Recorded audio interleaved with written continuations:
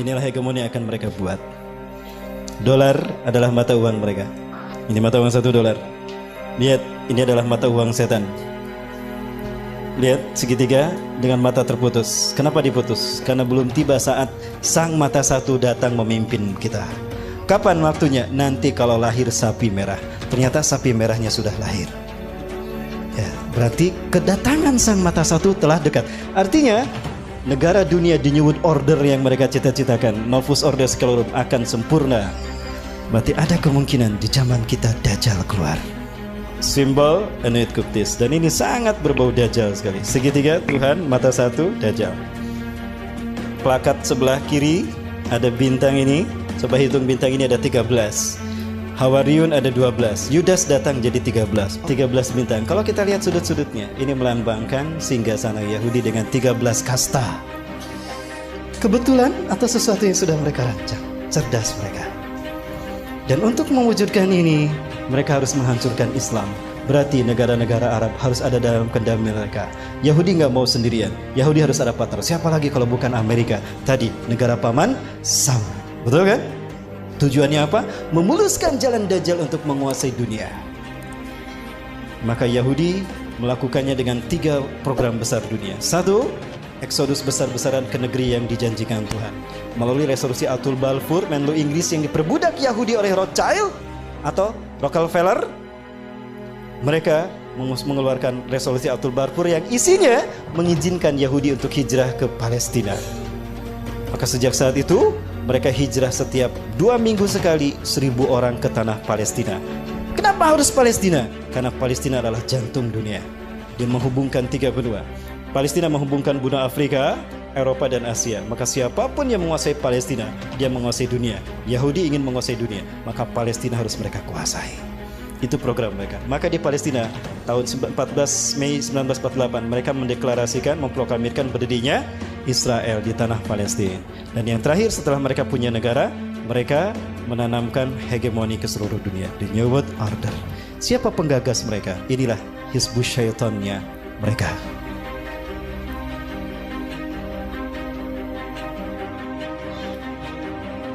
Baik, mereka inilah yang kemudian menciptakan platformnya, langkah demi langkahnya untuk menuju negara dunia. Apa negara dunia itu? The New World Order tadi. Dalam mata uang $1, Novus Ordo Seclorum. 1. Dunia dalam pemerintahan tunggal mereka. Siapa? Yahudi. Maka negara-negara di seluruh dunia harus sejalan dengan agenda Yahudi. Artinya mereka harus menjadi shadow government-nya Yahudi. Betul? Bertentangan dengan agenda Yahudi, habis mereka. Lihat Irak, lihat Mesir, lihat Afghanistan, lihat Suriah, lihat Palestina, lihat Yaman. Maka negara yang tersisa adalah negara yang pro kepada mereka. Saya buktikan tidak lama lagi. Maka mereka menciptakan shadow government. Demokrasi itu virus yang mereka sebarkan agar negara di dunia ada dalam kendali mereka.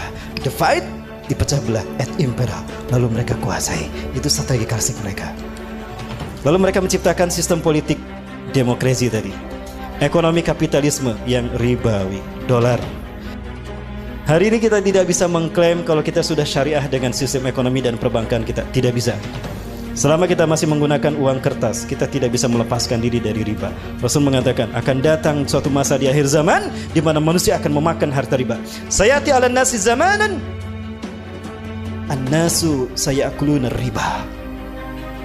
Akan datang di akhir zaman manusia satu masa di mana manusia memakan harta riba. Kalaupun mereka tidak memakan harta riba, mereka terkena dengan debu riba.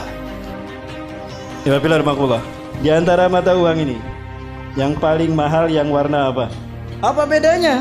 Lo ongkos untuk membuat uang ini sama uang ini sama kan? Sama saja. Lo kok bisa yang ini lebih tinggi? Lihat, dari intrinsiknya saja sudah riba kan? Padahal biaya untuk membuat ini sama. Baik, betul? Inilah riba. Baik, berikutnya perselian. Waktu saya masih SD, 2000 bisa kebeli baju 1 setel. Betul tidak? Waktu saya masih SD, 35 tahun yang lalu. Saya sudah 40, kepala 4 sekarang. 35 tahun yang lalu ini kebeli 1 setel baju. Sekarang inflasi kan?